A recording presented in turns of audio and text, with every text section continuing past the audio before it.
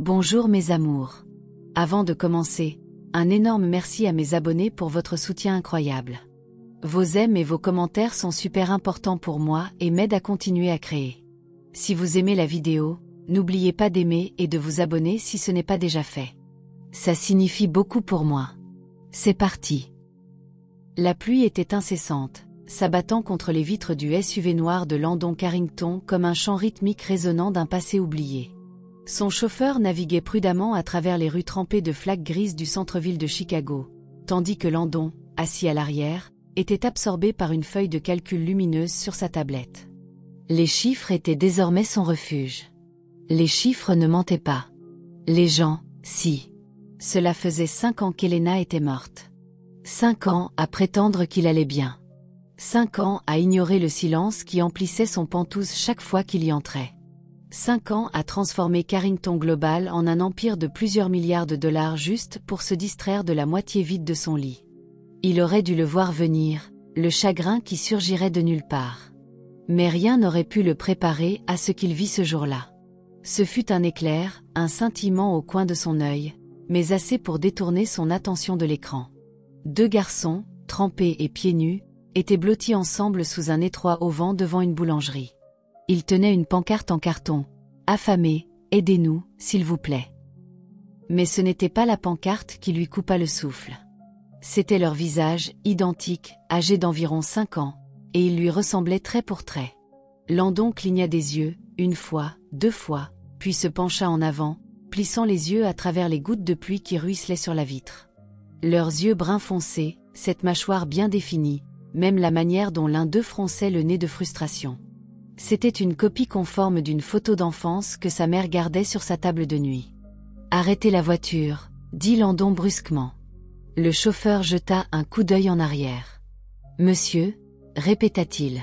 « Arrêtez la voiture maintenant. » Les freins crissèrent doucement alors que le SUV se rangeait sur le trottoir. Avant que le chauffeur ne puisse sortir pour ouvrir la portière, Landon était déjà dehors, sous la pluie battante, son parapluie oublié. L'eau froide trempa instantanément son costume taillé sur mesure, mais il s'en moquait. Il s'approcha des garçons lentement, son cœur battant à tout rompre contre ses côtes. Ils levèrent les yeux vers lui avec de grands yeux méfiants. L'un d'eux serra la main de l'autre de manière protectrice. Landon s'agenouilla, peinant à trouver sa voix. « Et, où est votre maman ?» Le plus petit des deux, celui à qui il manquait une dent de devant, pointa vers l'allée derrière eux. Elle a dit d'attendre ici. Derrière eux, une femme apparut. Ses vêtements étaient trempés, son manteau bien trop fin pour le temps. Elle tenait un sac en papier à la main et se précipita dès qu'elle vit Landon agenouillé près des garçons. « Y a-t-il un problème ?» demanda-t-elle, sa voix teintée de défensive. Landon se leva, ses yeux fixés sur les siens. Elle semblait fatiguée, non, épuisée. Ses cheveux étaient tirés en un chignon désordonné, et l'inquiétude creusait de profondes lignes sur son visage. « J'ai vu les garçons. Ils mendiaient. Sont-ils à vous ?» La question frappa l'air plus fort qu'il ne l'avait voulu. Elle se plaça instinctivement devant eux. « Ils sont avec moi. C'est tout ce que vous devez savoir. » Les garçons jetèrent un coup d'œil de derrière ses jambes, continuant de l'observer avec ses yeux identiques. Ses yeux. Il ne pouvait pas détourner le regard. « Comment vous appelez-vous » demanda-t-il. « Pourquoi » rétorqua-t-elle. « Parce que je pense que j'ai le droit de savoir s'ils sont à moi. » Un long silence s'installa entre eux, seulement brisé par la pluie constante et le klaxon lointain de la circulation urbaine. Son visage pâlit, ses lèvres s'entr'ouvrant légèrement. « Je m'appelle Mara » dit-elle enfin. « Et ils ne sont pas votre problème. » Mais Landon ne la crut pas. Quelque chose dans sa voix se brisa lorsqu'elle prononça ces mots. Et il le savait. Il le savait, tout simplement. « Il me ressemble » dit-il doucement. Mara se raidit. « Beaucoup de gens se ressemblent. Ça ne veut rien dire. Vous me dites que c'est juste une coïncidence. » Elle secoua la tête, expirant bruyamment par le nez. « Écoutez, je ne sais pas qui vous êtes ni ce que vous voulez, mais nous ne cherchons pas la charité. Alors, si c'est votre idée d'un voyage de culpabilité, gardez-le pour vous. » « Je n'offre pas la charité, dit Landon. J'offre la vérité. » Mara plissa les yeux, puis se tourna vers les garçons. Allez, on doit y aller. Non, attendez. S'il vous plaît, dit-il, plongeant la main dans la poche de son manteau. Il lui tendit une carte de visite. Si vous changez d'avis, si vous êtes en difficulté, quoi que ce soit, appelez-moi. Elle hésita avant de saisir la carte et de la fourrer dans son manteau. Puis elle emmena les garçons, disparaissant dans l'allée, le bruit de ses pas rapidement étouffé par la pluie. Landon resta figé, trempé et abasourdi. Son cerveau lui criait de remonter dans la voiture, de retourner à ses chiffres, à ses réunions, au monde sur qu'il contrôlait. Mais quelque chose de plus profond, quelque chose de primal, l'ancrait sur place. Il ne pouvait pas les abandonner. Pas maintenant. Ce soir-là, Landon était assis à son bureau, la skyline de la ville scintillant derrière lui. La carte que Mara avait prise. Il y avait un traceur dedans. Discret, indétectable, mais suffisant pour la localiser. Ce n'était pas juste de la paranoïa professionnelle. C'était une habitude. Il tapa quelques touches et sa localisation apparut à l'écran. Un complexe d'appartements délabrés dans le sud de la ville. Une chambre, pas d'emploi déclaré, pas de dossiers médicaux pour les garçons, pas de certificat de naissance. Il s'adossa à son fauteuil, le cœur battant. Si ces garçons étaient les siens, si Elena les avait cachés avant de mourir. Matthew, dit-il dans l'interphone. J'ai besoin d'un détective privé ce soir. Discret. Oui, monsieur. Il fixa la photo qu'il avait réussi à prendre avec son téléphone. Les jumeaux le regardaient, à moitié curieux, à moitié effrayés. Tellement semblable à Elena dans les yeux. Un souvenir refit surface. Elena riant dans la cuisine, ses mains sur son ventre de femme enceinte. On devrait avoir des jumeaux, avait-elle dit une fois, tout à fait sérieuse. J'ai toujours aimé l'idée de 2 petits garçons. Il avait ri à l'époque. Ils essayaient d'avoir un bébé. Puis l'accident était survenu, et tout était devenu sombre. Mais et si elle n'était pas morte tout de suite? Et si elle était enceinte et que quelqu'un l'avait aidée à disparaître? Un coup à la porte le tira de ses pensées. « Monsieur, » dit Matthew en entrant. « Il y a quelque chose que vous devriez voir. » Il tendit à Landon un dossier. À l'intérieur, des dossiers hospitaliers d'une petite clinique du Missouri, datant de 5 ans. Une femme admise sous le nom d'Emanro avait donné naissance à des jumeaux. Aucun père mentionné. La date de naissance correspondait. Elena, murmura Landon, la voix brisée. Elle les avait eus. Elle avait eu ses fils. Et quelqu'un lui avait menti pendant 5 ans. Il serra le dossier fort, la mâchoire crispée. Celui qui avait aidé Elena à cacher la vérité allait devoir répondre de ses actes. Et Mara, elle avait des réponses. Qu'elle veuille les partager ou non. Mara ne dormit pas cette nuit-là. Même après que les garçons se furent blottis contre elle sur le matelas usé, leur petit corps chaud contre les siens, ses yeux restèrent ouverts, fixés sur le plafond taché de l'appartement d'une chambre qu'ils appelaient maison. L'air était lourd, imprégné d'une odeur de moisissure et de pain grillé brûlé provenant de la cuisine des voisins. La pluie tapait légèrement contre la vitre fissurée, comme pour lui rappeler l'homme qu'ils avaient laissé derrière eux dans la rue, Landon Carrington. Elle n'avait pas entendu ce nom depuis 5 ans, mais dès qu'il avait parlé, elle avait su qui il était.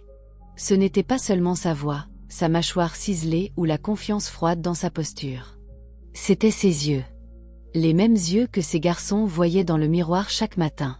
Elle posa une main sur sa poitrine, voulant ralentir son cœur. Cet homme avait de l'argent, du pouvoir, et toutes les ressources imaginables à sa disposition. Il les trouverait. Tôt ou tard, il relirait les poings, et tout s'effondrerait. Les garçons bougèrent à côté d'elle. Julian d'abord, puis Jess. Julian se blottit plus près, marmonnant dans son sommeil. Mara passa une main sur ses cheveux, le cœur douloureux.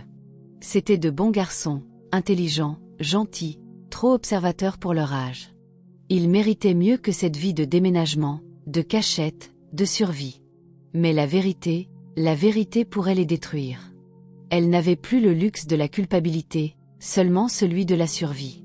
Le lendemain matin, elle partit tôt avec les garçons. Ils séchèrent l'école encore une fois. Ce n'était pas comme s'ils étaient inscrits officiellement.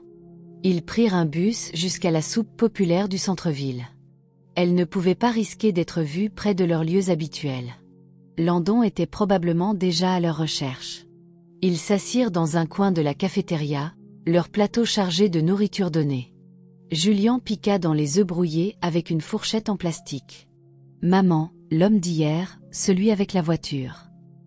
L'estomac de Mara se serra. Quoi, lui? Il me ressemblait. Jess acquiesça. Sérieusement, il nous ressemblait à tous les deux. Mara posa sa fourchette. C'était juste un étranger. Certaines personnes ont les mêmes traits. Ça ne veut rien dire. Mais il a demandé si on était à lui, dit Julian, confus. Il a dit ça, répondit-elle platement, essayant de mettre fin à la conversation. Jess se pencha. Est-ce que notre vrai papa est riche? La question claqua comme une gifle. Mara ferma les yeux. Il n'avait jamais posé la question avant. Elle pensait qu'elle aurait plus de temps.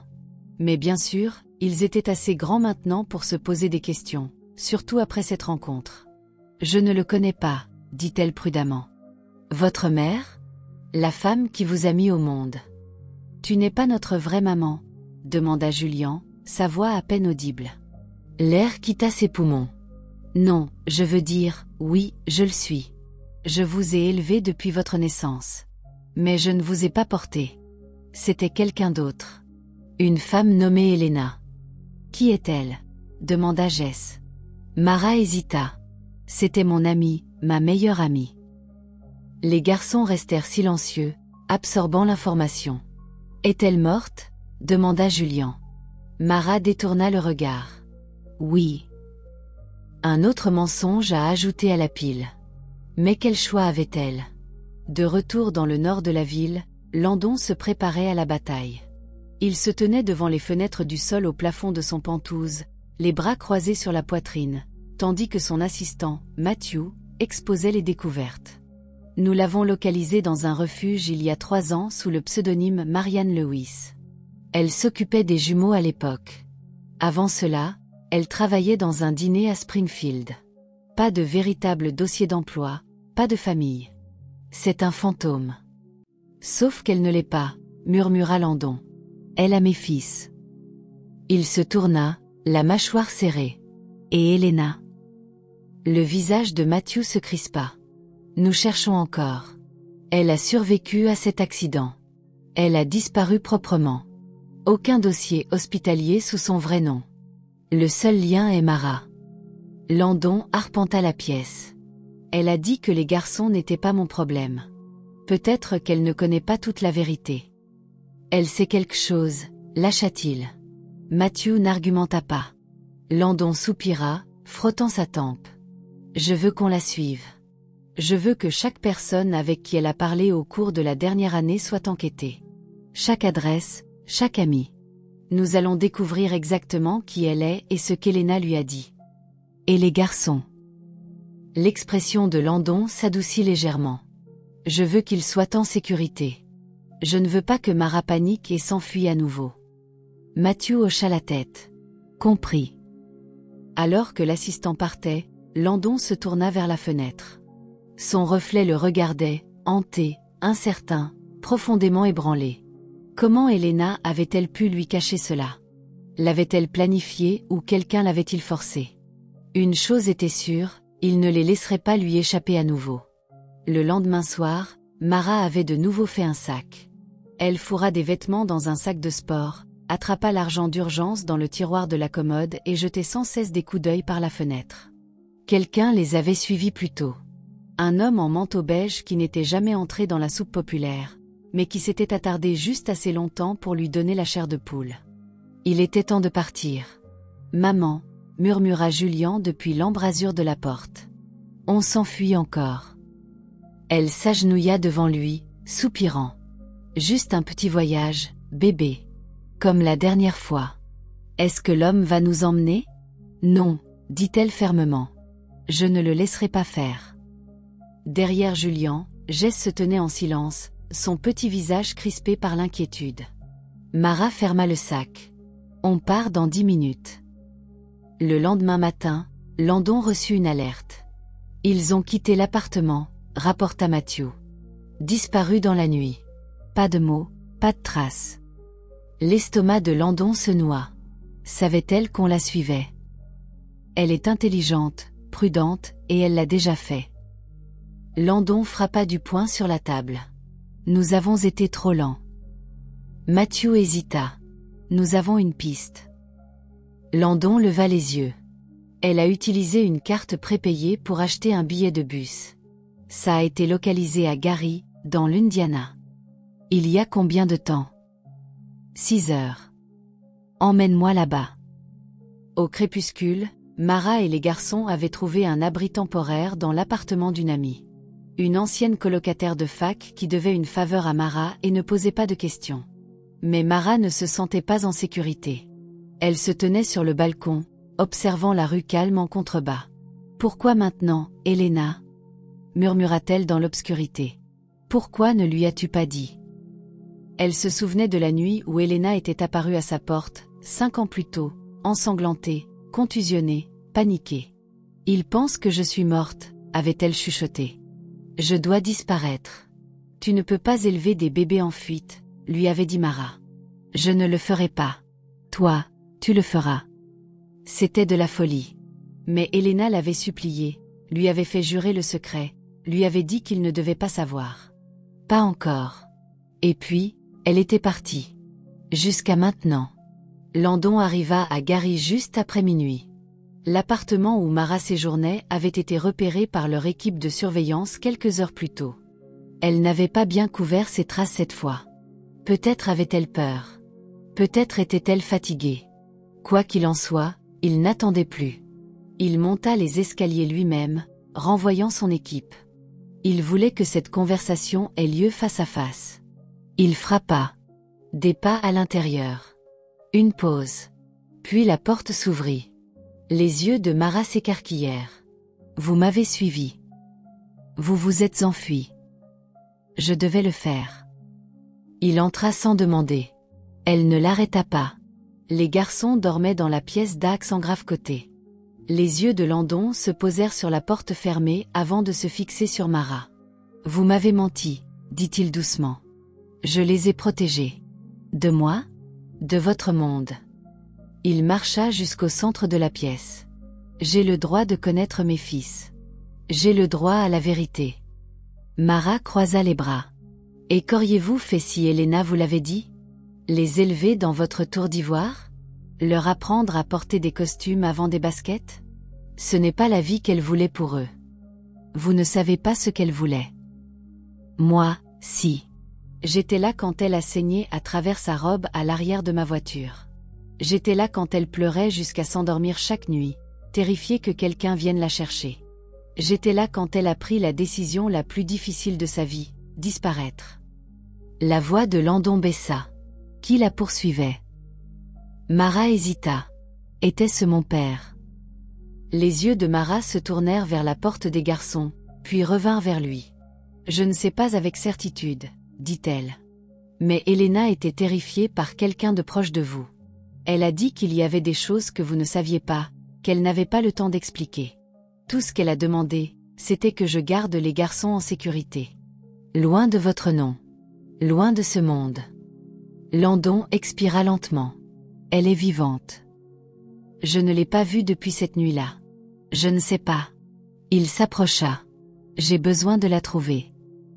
Elle ne veut pas être trouvée. Je m'en fiche. L'expression de Mara se durcit. Et les garçons? Vous voulez les prendre? Jeter des avocats et de l'argent jusqu'à ce que vous gagnez? Le visage de Landon s'adoucit. Je veux juste les connaître. Mara détourna le regard, des émotions en conflit dans ses yeux. Il s'approcha encore. Laissez-moi essayer, Mara. Pas seulement pour eux, pour la vérité. Pour elle. Le silence s'étira entre eux. Puis, doucement, Mara murmura, « Si on fait ça, on le fait à ma façon. » Landon hocha la tête. Marché conclu. Les résultats du test ADN arrivèrent 3 jours plus tard. Landon ne fit pas appel à un coursier. Il les fit livrer directement à son bureau privé dans une enveloppe scellée avec des instructions explicites. Personne ne l'ouvre sauf moi. Ni son équipe juridique, ni son assistant, ni même son détective privé. Il s'assit seul dans le silence. La skyline de la ville s'étendait à l'infini devant sa fenêtre. L'enveloppe était épaisse, officielle. Son nom était tapé proprement sur le devant. Il la tint une minute entière avant de glisser un doigt sous le sceau et de l'ouvrir. 3 pages. La première était une lettre de couverture. La deuxième, la confirmation des profils ADN des enfants, et la troisième, une correspondance de paternité à 99,99%. Le papier se froissa dans sa main alors qu'il le serrait plus fort. Ils étaient à lui. Julian et Jess étaient ses fils. Landon s'adossa à son fauteuil, le monde basculant soudainement. Il avait passé des années à croire qu'il avait enterré sa femme, son avenir, et tout espoir de famille. Maintenant, il s'avérait que cet avenir avait existé tout ce temps, en secret, caché, élevé par une femme qui n'était pas leur mère, mais qui avait tout sacrifié pour les protéger. Il tendit la main vers son téléphone. Mara fixait son écran fissuré alors qu'il vibrait sur le comptoir de la cuisine. Landon Carrington. Elle savait ce que cela signifiait. Les résultats étaient là. Et quoi qu'il arrive ensuite, elle ne pouvait pas arrêter le train qui avait déjà commencé à rouler. Elle répondit à la 3e sonnerie. « Ils sont à moi », dit-il sans préambule. Mara déglutit. « Je sais. Vous le saviez depuis le début. »« Je l'ai deviné », dit-elle doucement. « Il n'y a jamais eu de vrai doute. » Un silence passa entre eux comme une vague. « Je veux les voir, » dit-il. « Ils sont à l'école. » « Je ne veux pas juste une visite, Mara. Je veux être dans leur vie. » Sa poitrine se serra. « Ce n'est pas votre décision seule. Ce sont mes fils. Ce sont ma vie. » Landon ne discuta pas. Au lieu de cela, il dit quelque chose qui la prit complètement au dépourvu. « Alors, on recommence. Vous, moi, les garçons, ensemble. » Son souffle se bloqua. « De quoi parlez-vous ? » « J'ai une maison d'hôte sur mon domaine. Vous pouvez y rester. Je ne vous mettrai pas la pression. Pas d'avocat, pas de bataille pour la garde. Mais je ne vais pas continuer à les aimer de loin. J'ai manqué 5 ans. Je ne veux pas manquer un jour de plus. » L'instinct de Mara fut de dire non, de tout arrêter. Mais lorsqu'elle regarda dans le salon où Julian et Jess dessinaient tranquillement des vaisseaux spatiaux sur le sol, quelque chose l'arrêta. Il méritait de le connaître. « J'ai besoin de temps pour réfléchir, » dit-elle. « D'accord, mais réfléchissez vite. » Ce week-end-là, Mara et les garçons arrivèrent au domaine Carrington. Les grilles en fer s'ouvrirent lentement, révélant une vaste propriété entourée de vieux chênes et de pelouses impeccables. Les garçons collèrent leurs visages aux vitres de la voiture, émerveillés. L'allée de gravier serpentait devant une fontaine de marbre vers une maison qui semblait sortie d'un film. 3 étages de pierre et de verre avec des arches élégantes et une vue sur le lac Michigan au loin. Les paumes de Mara étaient moites. Elle ne pénétrait pas seulement dans le monde de Landon. Elle entrait dans une réalité qu'Helena avait délibérément laissée derrière elle. Landon les accueillit à la porte. Il portait un pull gris et un jean, rien d'ostentatoire, mais toujours impeccablement soigné. Les garçons hésitèrent, incertains de ce qu'ils devaient faire. Mara s'accroupit près d'eux. « Dites bonjour », murmura-t-elle. Julian leva une main. « Salut. »« Salut », répéta Jess. Landon s'agenouilla, à leur hauteur. « Salut, les garçons », dit-il doucement. « Oh, je suppose que vous pouvez m'appeler Landon. » Les garçons se regardèrent, puis le regardèrent à nouveau. Julian inclina la tête. « Es-tu notre papa ?» Landon hésita. « Oui, je le suis. » Aucun des garçons ne parla, mais Jess s'avança et toucha le bras de Landon, juste une seconde. Puis il courut rejoindre Mara. Landon se leva. Ça s'est mieux passé que prévu. Mara esquissa un sourire crispé. Donnez-leur du temps. La maison d'hôte n'avait rien de modeste. Elle avait des plafonds voûtés, une cuisine gastronomique et des fenêtres du sol au plafond donnant sur le lac. Mara se sentait comme une intruse rien qu'en traversant le salon. Elle déballa lentement, incertaine de sa place ici. Landon avait été clair. Pas d'attente, pas de pression. Mais elle savait mieux que ça. Chaque moment passé dans cette maison les rapprochait d'une ligne qu'elle n'était pas sûre de pouvoir franchir. Il visitait la maison d'hôte tous les matins. Parfois, il apportait le petit déjeuner. Parfois, un jouet pour les garçons. Toujours avec une douceur qu'elle n'avait pas attendue d'un homme avec sa réputation. Un matin, elle le surprit assis sur le tapis avec les jumeaux, les aidant à assembler un vaisseau spatial en Lego. « Tu as déjà fait ça avant ?» demanda-t-elle depuis l'embrasure de la porte. Il leva les yeux, souriant. « Non, mais ils sont très patients avec moi. » Julian donnait des instructions. Jess mâchouillait une brique. « On dirait que tu t'en sors bien, » dit Mara. « Tu penses que je ferai un bon père ?» Elle hésita. « Tu essaies. Ça compte beaucoup. » Mais tout ne guérissait pas. Sous la surface, des questions persistaient. Des questions que Mara avait évitées trop longtemps. Cette nuit-là, une fois les garçons endormis, elle retrouva Landon dans le jardin. Le lac scintillait sous la lune. L'air était froid. « Tu penses toujours qu'elle est vivante ?» demanda-t-elle doucement. « Tu n'as pas hésité. » « Oui, alors pourquoi n'est-elle pas revenue ?»« Je pense que quelqu'un s'est assuré qu'elle ne puisse pas. »« Ton père, » dit-elle. Il la regarda, les yeux sombres. Ce ne serait pas la première fois que Victor Carrington faisait disparaître quelqu'un. « As-tu des preuves ?»« Pas encore, mais je vais en trouver. » Mara croisa les bras, frissonnant. « Tu portes toujours son collier, » dit-il soudain. Sa main vola instinctivement vers le petit médaillon en argent à son cou. « Elle me l'a donné la nuit où elle est partie. Elle a dit que c'était pour les garçons. » Il s'approcha. « Puis-je le voir ?» Elle hocha la tête et le détacha, le lui tendant. Landon ouvrit le médaillon avec précaution. À l'intérieur, une minuscule photo. Helena rayonnante, tenant 2 nouveau-nés dans ses bras. Il y avait aussi autre chose. Une minuscule carte micro SD, à peine visible. Les yeux de Landon s'écarquillèrent. Ça n'était pas là avant. Mara se pencha. « Qu'est-ce que c'est ?» « Je ne sais pas, mais je vais le découvrir. » Le lendemain matin, Landon fit décrypter la carte par un expert en technologie de confiance. Elle contenait un seul fichier vidéo. Il le regarda seul dans son bureau. Le visage d'Helena remplit l'écran, pâle, effrayé, mais calme. « Si tu vois ceci, ça signifie que je suis partie, » dit-elle. « Je ne suis pas morte dans l'accident.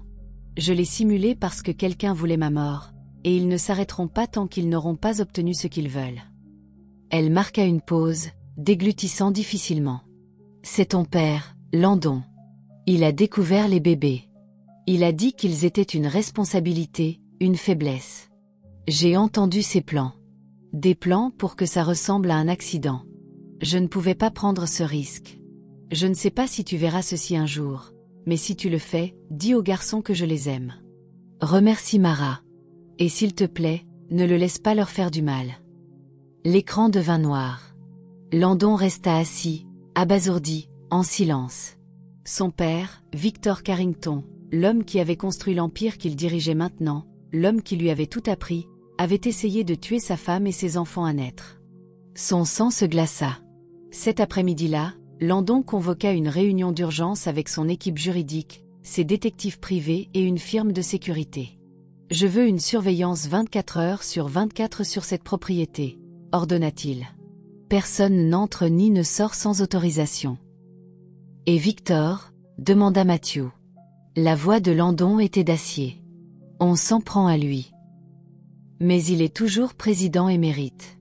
Le conseil. »« Je m'en fiche, » dit Landon. « S'il s'en est pris à ma famille, il ne restera pas dans un bureau vitré à compter son argent pendant qu'on fait semblant que rien ne s'est passé. »« Et les enfants ?» demanda Matthew. Landon regarda vers la maison d'hôte. « Ils sont ma priorité maintenant. » Ce soir-là, Mara trouva Landon fixant le lac à nouveau. Elle pouvait dire que quelque chose avait changé.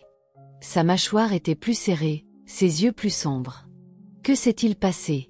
demanda-t-elle. Il lui tendit le médaillon. Il y avait une vidéo. Elle la regarda. Quand elle se termina, elle resta silencieuse.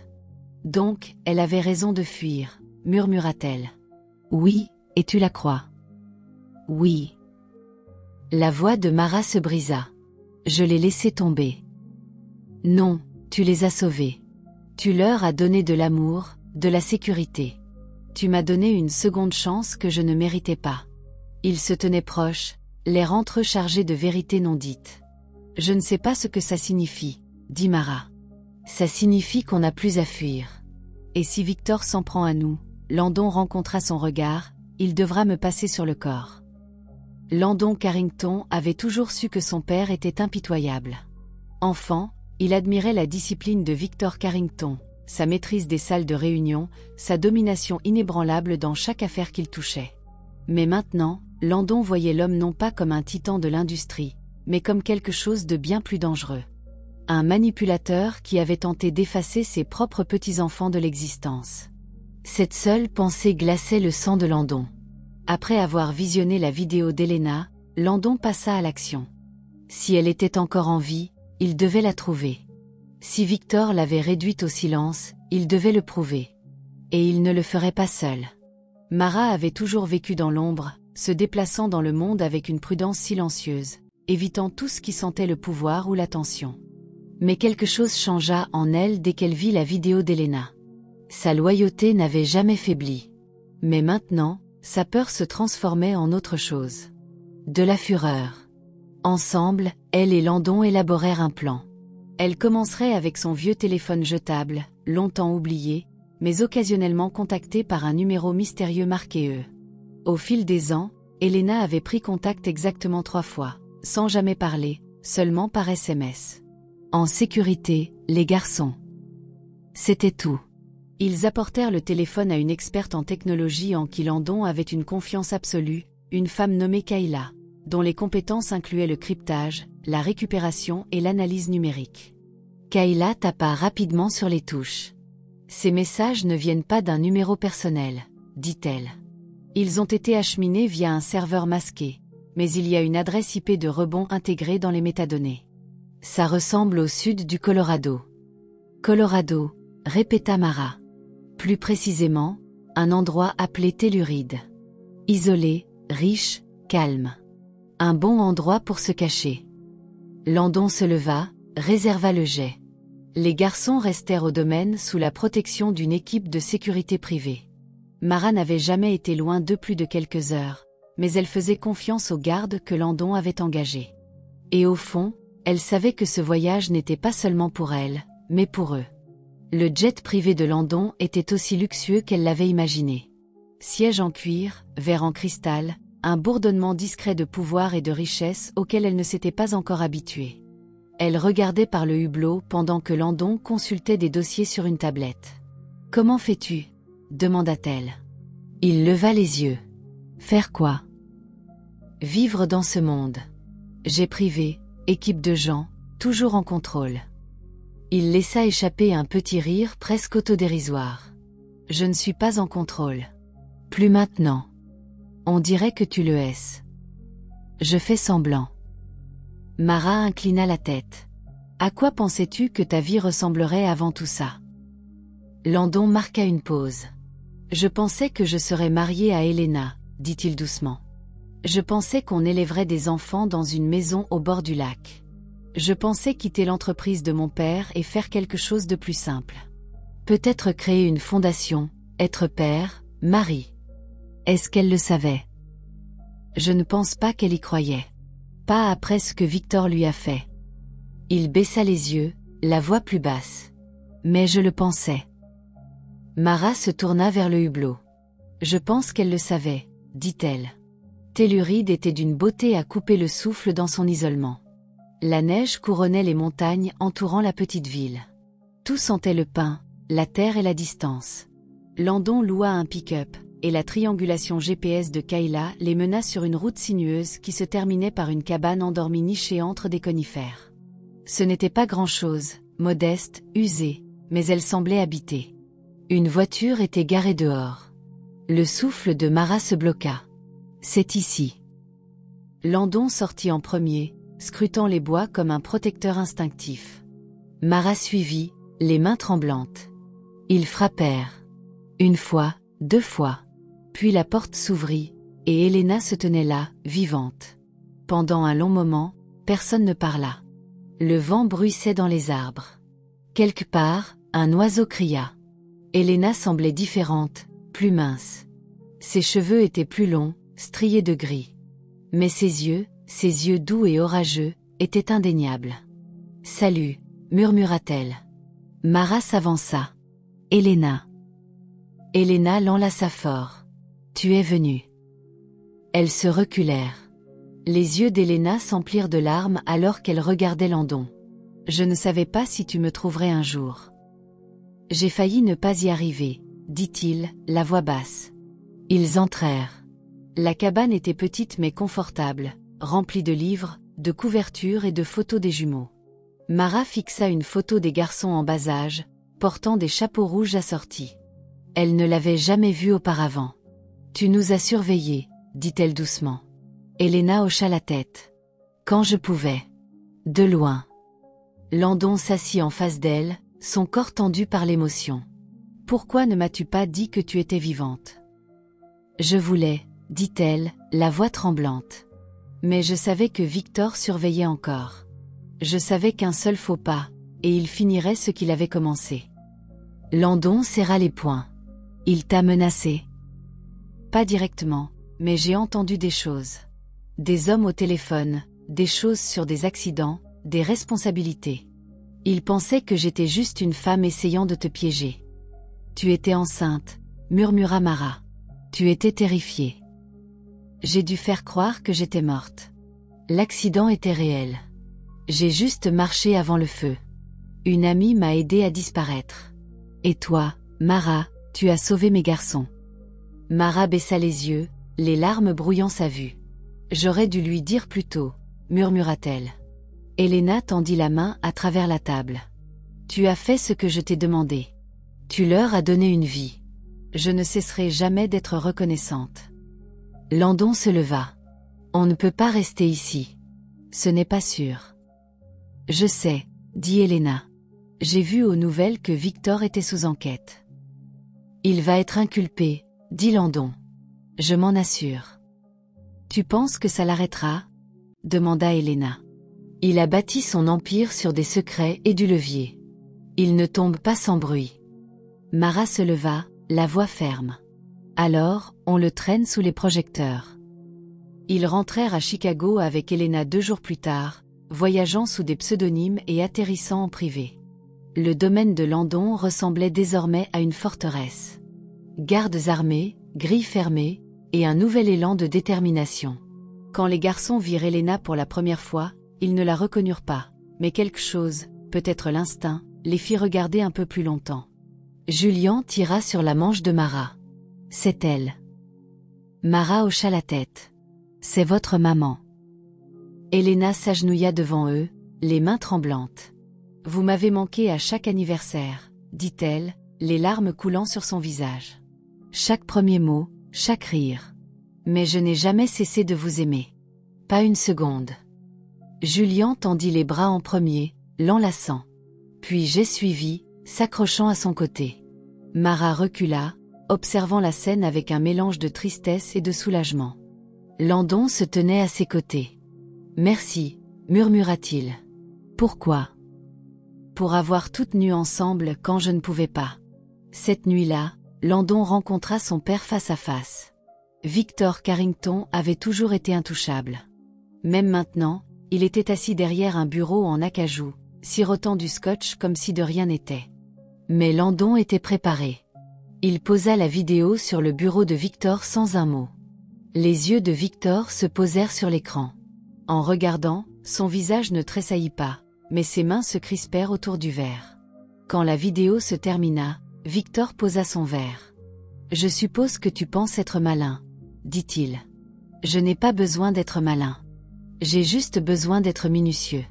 Cette vidéo, combinée à vos communications et transferts offshore, est suffisante pour ouvrir une enquête fédérale. » Victor s'adossa, un sourire fin. « Sais-tu combien d'ennemis j'ai fait, Landon ? Combien de couteaux j'ai esquivés, et pourtant je suis toujours là. »« Plus pour longtemps, » dit Landon. « J'y ai veillé. » Victor l'étudia. « Tu étais comme moi avant, dit-il. Affamé, calculateur. Je croyais que tu avais un cœur. Le sentimentalisme est pour les pauvres, dit Victor, se levant. La famille est une faiblesse. Landon s'approcha. Alors, je vais te montrer ce qu'est la force. Il tourna les talons, quittant le bureau sans un mot de plus. La chute de Victor avait commencé. De retour au domaine, Mara trouva Landon dans la nurserie que le personnel avait préparée. Elle était en train d'être transformée en une véritable chambre pour les jumeaux. Nouveaux jouets, peintures fraîches, lits superposés qui les faisaient crier de joie. « Tu as fait ça vite, » dit-elle. « Je voulais qu'ils se sentent chez eux. » Mara se plaça à ses côtés. « Ils le sont. Toi aussi. » Elle le regarda. « Landon. » Il se tourna. « Je sais que ça n'a pas été facile, et je ne m'attends pas à ce que tu oublies ce qu'on a traversé, mais je veux essayer avec toi. » Elle hésita. « Je ne sais pas à quoi ça ressemble. » Moi non plus, mais je sais ce que je ressens quand tu es prêt. Je sais ce que je ressens quand je vois les garçons sourire et que je sais qu'on a rendu ça possible. Mara l'étudia un long moment. Puis, sans un mot, elle se glissa dans ses bras. Ils s'enlacèrent dans la nurserie silencieuse, le passé perdant enfin son emprise, l'avenir s'ouvrant doucement, lentement. Il y avait quelque chose de différent dans l'air. Ce n'était pas le parfum du printemps qui fleurissait enfin dans les jardins du domaine Carrington, ni le rire de Julian et Jess alors qu'ils couraient sur le chemin de pierre vers le lac. C'était quelque chose de plus chaud, de plus léger. Mara le ressentit d'abord le matin, quand elle se réveillait dans la maison d'hôte avec la lumière du soleil filtrant à travers les rideaux en lin et les garçons blottis contre ses côtés. Il n'y avait pas d'urgence, pas de peur d'être trouvé, pas de sac de sport rempli près de la porte, pas de téléphone jetable dans son manteau, seulement le calme. Et Landon. Il était partout maintenant. Pas en tant que milliardaire, pas en tant qu'homme dont le nom ouvrait des portes et déclenchait la peur, mais en tant que père, et en tant que quelque chose d'autre qu'elle n'avait pas osé nommer. Il ne poussait jamais, ne demandait jamais. Mais chaque regard, chaque geste, chaque mot portait le poids d'une question. Cela pouvait-il être réel? Cela commença dans le jardin. « Je ne savais pas que tu savais cuisiner, » dit Mara, regardant Landon s'agenouiller maladroitement parmi une rangée de basilic et de plants de tomates cerises. Le chef du domaine insistait pour cultiver des produits frais. « Je ne sais pas, » dit Landon, essuyant la terre de ses genoux. « Mais les garçons veulent apprendre, et apparemment faire leur propre pizza à partir de zéro est un objectif de vie. Ils ont 5 ans. Ils sont ambitieux. » Mara rit, vraiment rit, pour la première fois depuis ce qui semblait être des années. Landon la regarda. « C'est le son que j'essaie de gagner. » Elle sourit, mais détourna les yeux. « Tu as été bon avec eux, » dit-elle doucement. « Mieux que ce que j'attendais. » Il se leva, époussetant la terre de son jean. « J'étais terrifiée. » « De quoi ? » ?»« De ne pas savoir comment être père. De tout gâcher. De les décevoir comme j'ai déçu Elena. »« Tu ne l'as pas déçue, » dit Mara. Elle ne faisait confiance à personne pour la protéger. Pas même à toi. Elle aurait dû. Mara hocha la tête, puis rencontra son regard. Elle aurait dû. Plus tard cette semaine-là, Landon l'invita à dîner. Pas dans un restaurant. Pas dans la maison principale avec des couverts polis jusqu'à l'éblouissement. Juste 2 dans la serre derrière le domaine, une petite table sous des orchidées suspendues et des vignes, avec du jazz doux jouant sur un vieux haut-parleur. « Tu as fait tout ça ?» demanda Mara, entrant, stupéfaite. Landon haussa les épaules, un peu gêné. « J'ai surtout soudoyé le personnel. » Une étincelle de quelque chose remua dans sa poitrine, quelque chose qu'elle avait enfoui sous des années de survie et de silence. Elle s'assit en face de lui, se sentant soudain déplacée dans sa simple robe noire. « Tu es magnifique, » dit-il avant qu'elle ne puisse parler. Elle secoua la tête. « Tu dis toujours ce qu'il faut. » « Non, » dit-il. « Juste la vérité. » Le dîner était simple. Poulet rôti, salade d'agrumes, pain chaud. Le vin était cher mais pas ostentatoire. Ils parlèrent des garçons, de musique, des livres qu'elle aimait lire quand elle avait encore du temps pour les livres. Puis vint le silence. Pas gênant, juste plein. Landon le brisa. « Je pense que je t'aime depuis plus longtemps que je ne me l'admets à moi-même, » dit-il. « Marat se figea. Il tendit la main à travers la table, la posant près de la sienne, sans la toucher. Ça a commencé par de la gratitude, puis de l'admiration. Et maintenant? Elle détourna les yeux. Je ne suis pas elle. Je n'ai pas sa douceur, son élégance. Je ne suis pas le genre de femme qui s'intègre dans ce monde. Tu es le genre de femme qui a tenu 2 bébés quand le monde leur a tourné le dos. Qui a tenu une promesse quand il aurait été plus facile de disparaître. C'est de la force. C'est de la grâce. Elle rencontra son regard, ses défenses s'effondrant pièce par pièce. Je ne sais pas si je peux te donner ce que tu veux. Je te veux, toi, avec toutes tes pièces brisées. Une larme coula sur sa joue avant qu'elle ne puisse l'arrêter. Il tendit la main et l'essuya doucement. Dis quelque chose, murmura-t-il. Marat se pencha en avant. Puis elle l'embrassa, doucement, prudemment, puis à nouveau, plus lentement. Quand ils se séparèrent, sa voix était tremblante. Je pense que je suis en train de tomber amoureuse de toi, murmura-t-elle. Et ça me terrifie. Bien, dit-il, caressant sa joue. Ça veut dire que c'est réel. Les jours suivants se déroulèrent comme un rêve. Ils avançaient prudemment, subtilement, les contacts s'attardant plus longtemps que nécessaire, les regards se croisant à travers la table du petit déjeuner, des sourires privés qui signifiaient plus que l'un ou l'autre n'osait le dire à voix haute devant les garçons. Mais ce furent les jumeaux qui le remarquèrent en premier. « Maman, dit Julien un après-midi, est-ce que tu l'aimes ?» Marat faillit laisser tomber le panier de linge. « Qui ?» demanda-t-elle, connaissant la réponse. « Landon. » Elle fixa les pyjamas pliés dans ses mains. « Pourquoi tu demandes ça ?»« Parce qu'il te regarde comme le papa dans les films, » dit Jess, sérieux comme toujours. Marat s'accroupit, les serrant tous les deux dans ses bras. « Je vous aime, dit-elle. »« On sait, dit Julien. Mais est-ce que tu l'aimes ?» Elle ne répondit pas. Pas à ce moment-là. Mais cette nuit-là, quand Landon la raccompagna à la maison d'hôte et l'embrassa sous le vieux bouleau dans le jardin, elle cessa de prétendre. « Oui, murmura-t-elle. Je t'aime. » Ils l'annoncèrent aux garçons ensemble le lendemain matin. Landon s'agenouilla près d'eux dans le salon. « On a quelque chose à vous dire, » dit-il doucement. Julien souriait déjà. « Tu vas être notre papa pour de vrai. » Landon sourit. « Je le suis déjà. » Mais tout le temps ? Pas juste dans le jardin ou à la soirée pizza. Clarifia Jess. Marat rit. « Oui, tout le temps. » Les garçons applaudirent. « Je peux t'appeler papa maintenant ?» demanda Julien. « Si tu veux, dit Landon. Je peux encore t'appeler Landon quand je suis fâché. Seulement si tu le dis comme si tu avais 40 ans et que tu étais déçu de moi. » Julien soupira exagérément. « Landon. » Ils éclatèrent tous de rire. Mais tout le monde ne riait pas. L'inculpation de Victor Carrington était devenue publique 2 jours plus tôt. Malversation financière, falsification de preuves, complot pour homicide involontaire. Le témoignage de Landon avait scellé les accusations. Mais Victor n'était pas le genre d'homme à s'effacer discrètement. Marat trouva la première menace glissée dans la boîte aux lettres de la maison d'hôte. Une enveloppe blanche, sans timbre, sans adresse de retour. À l'intérieur, une photo des jumeaux jouant dans le jardin. Une seule ligne tapée sur une note. « Vous ne pourrez pas les protéger éternellement. » Elle courut directement au bureau de Landon, le cœur battant. Il lut la note et devint blanc de rage. « La sécurité est déjà renforcée, dit-il. Mais je vais la doubler. »« Je me fiche des gardes, dit-elle. Je m'inquiète pour lui. Il sait où nous sommes. Je m'en occupe. »« Non, Landon, dit-elle, la voix brisée.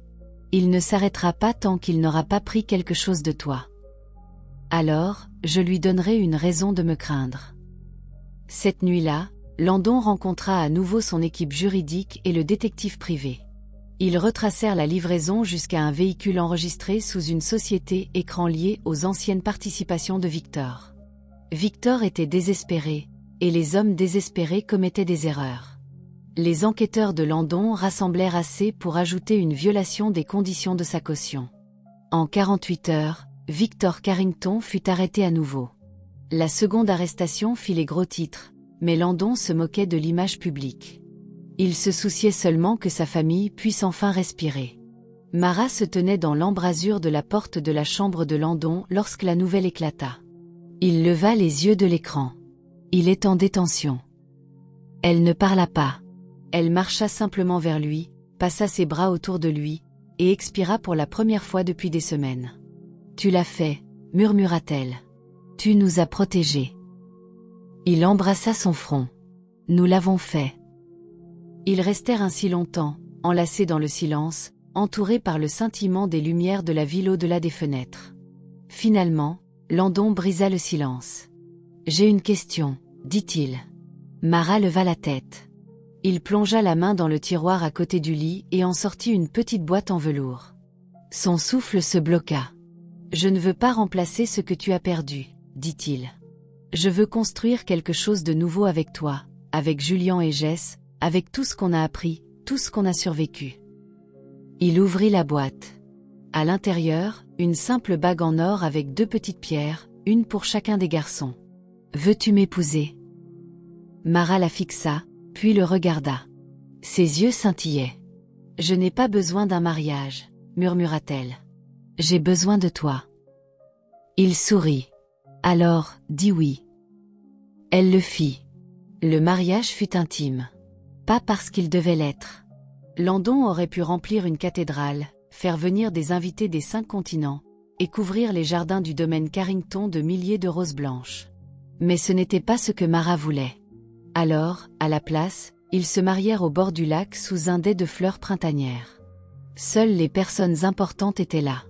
Julian et Jess en petits smokings assortis, Elena avec des larmes dans les yeux, et quelques amis loyaux qui les avaient soutenus à travers la tempête. Mara portait une robe ivoire simple, ses cheveux lâchés et ondulés. Landon l'attendait pieds nus dans l'herbe, souriant comme un homme qui avait appris la valeur de tout perdre avant de trouver ce qui comptait vraiment. Quand elle le rejoignit, il prit sa main et murmura « Je n'ai jamais cru au destin avant toi. » Elle sourit. « Je n'ai jamais cru en l'éternité. » Les vœux furent courts mais lourds du poids de tout ce qu'ils avaient surmonté. Perte, mensonge, peur, rédemption. Quand l'officiant les déclara mari et femme, Landon n'attendit pas. Il l'embrassa fort, sans s'excuser, alors que les garçons riaient et applaudissaient derrière eux. À ce moment-là, rien d'autre n'existait. Ni Victor, ni le passé, seulement maintenant, seulement eux. Ils passèrent leur lune de miel dans une villa tranquille sur la côte amalfitaine. Juste Mara et Landon. Pour la première fois en des années, elle s'autorisa à respirer. Pas de regard par-dessus l'épaule. Pas de surveillance des garçons endormis, se demandant s'ils devraient fuir dans la nuit. Juste le soleil, le bruit des vagues, et le poids chaud des bras de Landon autour d'elle chaque matin. Ils explorèrent des rues anciennes, mangèrent trop de gelato, et firent l'amour comme des adolescents. Désespérés, affamés, reconnaissants. Landon avait toujours été intense, mais avec elle, il était patient, doux. Une nuit, elle lui raconta le reste de l'histoire, la partie qu'elle n'avait pas été prête à admettre. Elena n'a pas juste disparu, dit Mara, blottie contre sa poitrine. Elle l'a planifié pendant des semaines. Landon caressa ses cheveux, écoutant. Elle m'a dit que Victor l'avait menacée, pas juste avec des mots. Il avait envoyé quelqu'un pour la surveiller. Elle était convaincue qu'il préparait un dossier pour la déclarer inapte, ou pire. La main de Landon s'immobilisa. Elle a dit qu'elle l'avait vu rencontrer quelqu'un de son équipe juridique. Elle a trouvé des copies de documents, des brouillons de garde, des ordres de suppression d'ADN, des choses qu'elle ne comprenait pas mais qui semblaient mauvaises. Landon hocha lentement la tête. Il préparait son effacement. Elle n'a pas fui parce qu'elle le voulait, dit Mara. Elle a fui parce qu'elle croyait que tu perdrais les garçons si elle restait. La voix de Landon se brisa. Elle ne me faisait pas confiance. Elle ne savait pas si elle pouvait. C'est différent. Le silence s'installa entre eux. Puis Landon embrassa son front. Je vais passer le reste de ma vie à m'assurer que tu ne ressentes jamais ça. Quand ils rentrèrent à Chicago, les garçons les accueillirent à la grille, criant et bondissant comme des balles en caoutchouc. Vous nous avez apporté des cadeaux ? Demanda Julian. Mieux, dit Landon. Nous nous sommes apportés nous-mêmes. Le pire cadeau de tous les temps, répondit Jess, pinçant rire. Ils rirent tous. Mara enlaça ses fils, le cœur plein. Ils ne survivaient plus seulement. Ils vivaient. Le procès de Victor Carrington commença 2 semaines plus tard. Landon était assis au premier rang, Mara à ses côtés. Helena aussi, le visage pâle mais résolu. L'accusation construisit un dossier accablant. Subornation de témoins, fraude, destruction de preuves, complot pour causer du tort. La vidéo qu'Helena avait enregistrée était leur pierre angulaire. La défense de Victor était faible, au mieux. Basée sur la réputation, pas sur la vérité. Mais cette fois, la réputation ne le sauva pas. Il fut condamné à 10 ans de prison fédérale. Landon ne célébra pas. Pas exactement. Mais cette nuit-là, après avoir bordé les garçons, il se servit un verre de bourbon, se tint près de la fenêtre, et murmura à personne, « Tu ne leur feras plus de mal. » Et juste comme ça, il referma le chapitre sur l'homme qui avait défini son passé. Les mois passèrent. L'été éclata, puis se transforma en début d'automne. Les garçons commencèrent l'école, une vraie école, avec des sacs à dos, des déjeuners préparés, et des projets artistiques après l'école fièrement collés sur le frigo de la maison d'hôte. Mara n'était plus seulement une protectrice. Elle était une mère à tous égards, et maintenant une épouse. Elle recommença à peindre, quelque chose qu'elle n'avait pas fait depuis l'université. Landon transforma l'une des pièces inutilisées du domaine en atelier pour elle. Et chaque jour, après le départ des garçons pour l'école, elle disparaissait dans les couleurs et les toiles. Un matin, Landon la trouva dans l'atelier, une tache de peinture sur la joue, pieds nus, fredonnant pour elle-même. Il l'observa depuis l'embrasure de la porte pendant 1 minute entière avant qu'elle ne le remarque. « Tu regardes, dit-elle. Tu es magnifique. » Elle leva les yeux au ciel. « Tu dis toujours ça. » « Parce que c'est toujours vrai. » Elle s'éloigna de la toile. « J'ai quelque chose à te dire. » Il haussa un sourcil. « Dois-je m'asseoir ? » « Peut-être. » Elle lui tendit une petite enveloppe blanche. Il l'ouvrit et se figea. 2 lignes roses sur une bandelette de test. Ses yeux se relevèrent brusquement. « Tu es... » Elle hocha la tête. Un sourire se répandit sur son visage comme le soleil. « Tu n'es pas fâché ? » demanda-t-elle. « Fâché. » Il se leva, la prit dans ses bras. « Je suis extatique. » Le baiser qui suivit n'était ni précipité ni frénétique. C'était la maison. Cette nuit-là, ils l'annoncèrent aux garçons. Julian semblait confus. « Un autre bébé ? Où va-t-il dormir ? » demanda Jess. « Dans notre chambre, » dit Mara. Julian fronça les sourcils. « Ça va être bruyant. »« On trouvera une solution, » rit Landon. Jess se pencha près du ventre de Mara. « Salut, bébé. Je suis ton frère. Je suis très responsable, et je t'apprendrai tous mes secrets. Ne dis rien à maman. » Mara cligna des yeux pour retenir ses larmes. « Je ne dirai rien. » 9 mois plus tard, sous le même ciel printanier où ils s'étaient mariés, Mara donna naissance à une petite fille. Ils l'appelèrent Elise Helena Carrington. Julian et Jess furent immédiatement conquis, se disputant pour savoir qui la tiendrait en premier. « Elle a ton nez, » dit Mara à Landon, épuisée mais rayonnante. Ils tenaient leur fille, les yeux scintillants. « Elle a ta force. » Le domaine Carrington avait autrefois semblé à Mara comme une cage, un monument froid au pouvoir et à l'héritage. Maintenant, il était rempli de rires, de jouets, de marques de crayons sur le marbre, et de l'odeur de talc et de peinture. Une maison, une famille construite non pas sur la perfection, mais sur la guérison. 1 an plus tard, la fête dans le jardin était pour le 1er anniversaire d'Élise. Mara portait une robe d'été et pas de chaussures. Landon faisait griller des burgers sur un barbecue sophistiqué qu'il savait à peine utiliser. Helena était assise à l'ombre, tenant Élise, maintenant une toddler potelée avec des boucles sauvages et un cri qui pouvait briser le verre. Julian et Jess faisaient des tours autour de la fontaine. « Tu penses qu'ils s'arrêteront un jour ?» demanda Mara. « Pas si je peux l'empêcher, » dit Landon, retournant un burger avec un flair inutile. Elle s'approcha, donna un coup de hanche. « C'est la vie qu'on a failli manquer. » Il l'embrassa. « Alors, ne manquons pas 1 minute. »